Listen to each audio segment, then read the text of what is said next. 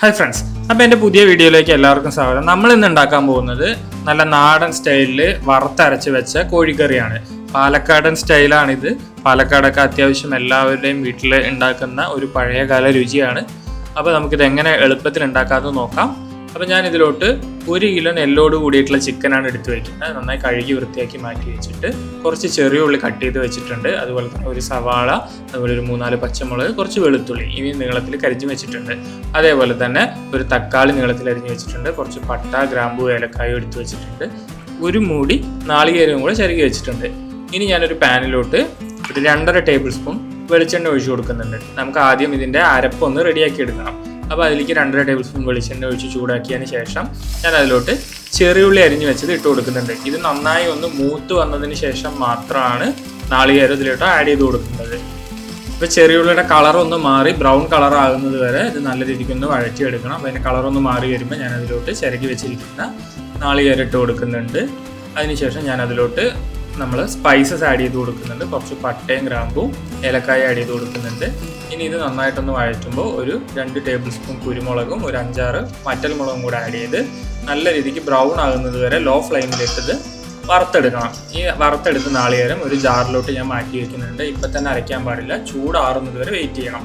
ഇനി ഞാൻ അതേ പാനിലോട്ട് ഞാനൊരു 2.5 ടേബിൾ സ്പൂൺ വെളിച്ചെണ്ണ ഒഴിച്ച് കൊടുക്കുന്നുണ്ട്. ഇനി ഇതിലോട്ട് അരിഞ്ഞു വെച്ചിരിക്കുന്ന വെളുത്തുള്ളി 5-6 പീസ് ആഡ് ചെയ്ത് കൊടുക്കുന്നുണ്ട്. ഒരു 1.5 സവാള അരിഞ്ഞതും നീളത്തിൽ അരിഞ്ഞതും കൂടെ ഇതിലോട്ട് ആഡ് ചെയ്ത് കൊടുക്കുന്നുണ്ട്. സവാള ഒന്ന് വഴഞ്ഞ് വരാനായിട്ട് ഞാൻ അതിലോട്ടൊരു 1/2 ടീസ്പൂൺ ഉപ്പാണ് ഇപ്പോൾ ആഡ് ചെയ്ത് കൊടുക്കുന്നത്. ഇനി ഇത് നല്ല രീതിക്ക് ഒന്ന് വഴഞ്ഞ് ഒരു ബ്രൗൺ കളറാകുന്നവരെ മൂപ്പിച്ചെടുക്കണം. ഒന്ന് മൂപ്പിച്ചെടുത്തതിന് ശേഷം ഞാൻ അതിലോട്ട് 4 പച്ചമുളകും കുറച്ച് ഇഞ്ചി വെളുത്തുള്ളി പേസ്റ്റും കൂടെ ആഡ് ചെയ്ത് കൊടുക്കുന്നുണ്ട്.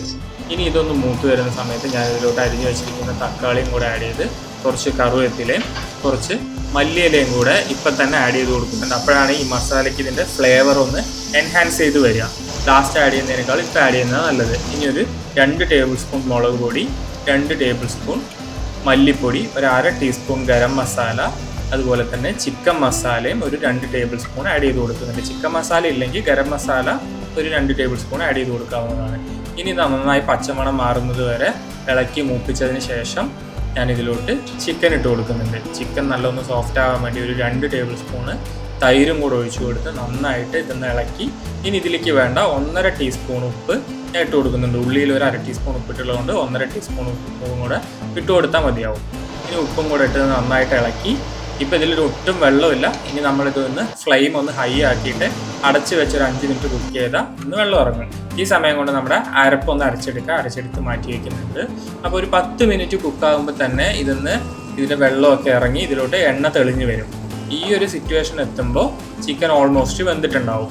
ഇനി ഇത് നല്ല രീതിക്ക് ഒന്ന് ഇളക്കി യോജിപ്പിച്ചിട്ട് നമ്മുടെ അരപ്പ് ഇതിലോട്ട് ഒഴിച്ചു കൊടുക്കണം. അപ്പോൾ ഈ തേങ്ങയുടെ അരപ്പും കൂടെ ഒഴിച്ചു കൊടുത്ത് അതിൽ ജാറ് കഴുകിയ വെള്ളം കൂടെ ഒഴിച്ച് ഞാനിത് നന്നായിട്ടൊന്ന് യോജിപ്പിച്ച് തിളപ്പിച്ചെടുക്കുന്നുണ്ട്. ഇനി ടൈറ്റ് ആയിട്ട് മതിയെങ്കിൽ ഇങ്ങനെ എടുക്കാം, അല്ലെങ്കിൽ കുറച്ച് ഗ്രേവി വേണമെങ്കിൽ ഞാൻ കുറച്ച് ചൂടുവെള്ളം കൂടെ ഒഴിച്ചു കൊടുത്ത് നന്നായിട്ട് തിളപ്പിച്ചെടുത്താൽ നമ്മുടെ നാടൻ ചിക്കൻ കറി റെഡിയാണ്. ഇത് വറുത്തരച്ച സ്റ്റൈലാണ്, നല്ല ടേസ്റ്റാണ്. ചോറിൻ്റെ കൂടെയൊക്കെ അടിപൊളിയാണ്. ഞാനത് ചോറിൻ്റെ കൂടെ കഴിക്കുന്നത്, അതേപോലെ ചപ്പാത്തിയുടെ കൂടെയോ ദോശയുടെ കൂടെയൊക്കെ കിടിലൻ ടേസ്റ്റാണ്.